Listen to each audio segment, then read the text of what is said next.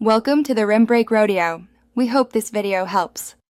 In this video, I will explain how to make a time machine in Melon Playground. First, let's gather our foundational pieces. You'll want to start by placing 2 strong metal rods upright on your map.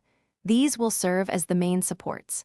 Next, carefully attach a sturdy lifeboard across the top of these 2 rods. This forms the primary platform for your time-traveling device. Make sure everything is securely connected to ensure a stable base for the rest of your construction. Now that our base is ready, let's add some core components.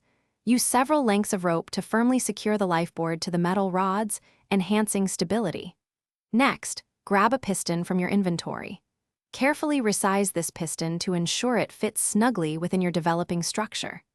This piston is crucial, as it will provide the essential dynamic movement and energy for your time machine's operation, giving it that futuristic feel. With the structural elements in place, it's time to integrate control and power. Position a gyroscope onto the lifeboard. This component is vital for maintaining balance and direction during your theoretical journey. Following that, attach a propeller to your machine. You can orient it upwards for vertical lift or forwards for horizontal movement, simulating the propulsion needed for temporal displacement. These additions bring your time machine closer to its operational design.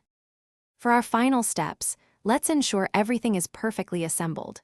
Take a moment to double-check all the connections, making sure every rod, rope, piston, gyroscope, and propeller is firmly attached.